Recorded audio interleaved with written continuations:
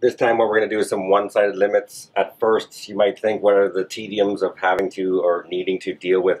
I just got my head around what a limit was, and then you may have them infinite limits, and now I can't calculate it, and I don't know what's going on anymore. And then on top of it, and then you're like, there's limits from the left and limits from the right, and the left hand, the limit exists if and only if the left hand limit equals the right hand. What is going on with these limits?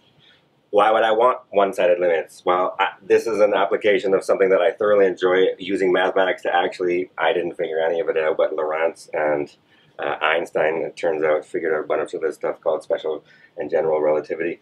So for special relativity, we have these notions of deriving mass dependent on velocity and length dependent on velocity. A good application of this is a one-sided limit. We're going to look at the velocity as it approaches the speed of light from below, because we can't have anything travel faster than the speed of light, so it only makes sense to talk about approaching the speed of light from below. When we do this, what we're going to calculate is the length of a rod in the direction of its motion while tending towards near the speed of light. And then we're going to look at L naught is its rest length, and I think physicists would be like, we don't use rest length anymore. It's like, well, I'm not a physicist, so I don't know. So that's your initial mass or length, apparently, the rod before you start going close to the speed of light. I don't know what they call it now. Your initial length, rest length, it's rest length. And then this is your rest mass, which apparently is not a thing anymore.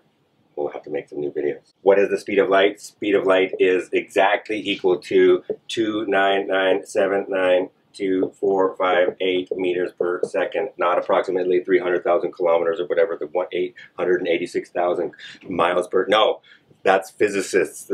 It's exactly 29979.2458 meters per second. That's the speed of light. Once we start tending towards that, so these rest masses are when you're not near the speed of light.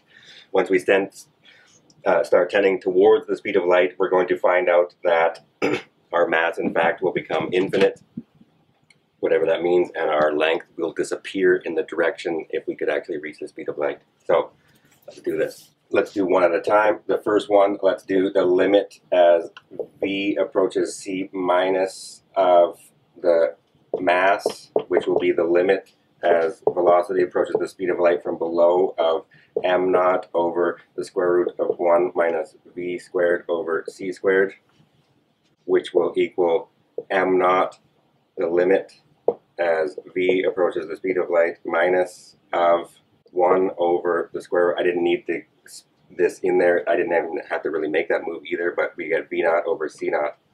Now, what's going to happen is, essentially, this is a continuous function, so I can see what happens in the behavior on the inside. So this is equal to m naught 1 over the square root of the limit as v approaches c minus of 1 minus v squared over c squared.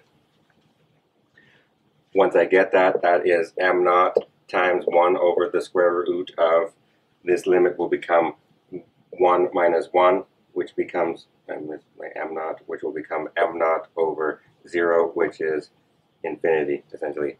Again, this is abusive notation, but what we're saying is the mass becomes infinite because the denominator is going to blow up or become 0, so we get a singularity and something's wrong. Essentially, I'm pretty sure physicists are going to say this means that because we get infinite mass, this means that we don't know something about what's happening with the system. But either way, in this case, what it tells us is if this is how your mass depends on your rest mass and how fast you are going relative to the speed of light, what that says is if you could actually reach the speed of light, your mass would become infinite, and then that's why they can give an upper bound to no mass in the universe going faster than the speed of light.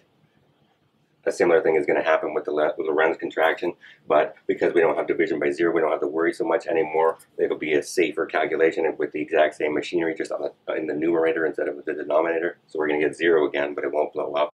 For the Lorentz contraction, what we're going to see is II, the limit as velocity approaches the speed of light from below of your length in the direction of your motion as your velocity approaches the speed of light, is equal to, by the Lorentz contraction formula, or the Lorentz transformations, v approaches c from below of L naught times the square root of 1 minus v over c squared, which is equal to L naught times the square root of 1 minus 1, which is L naught times the square root of 0, which is L naught times 0, which is 0.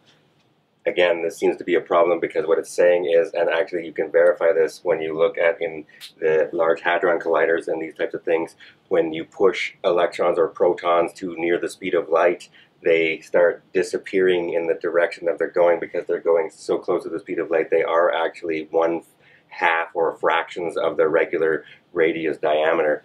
When they go that fast, they start disappearing in the direction of their motion.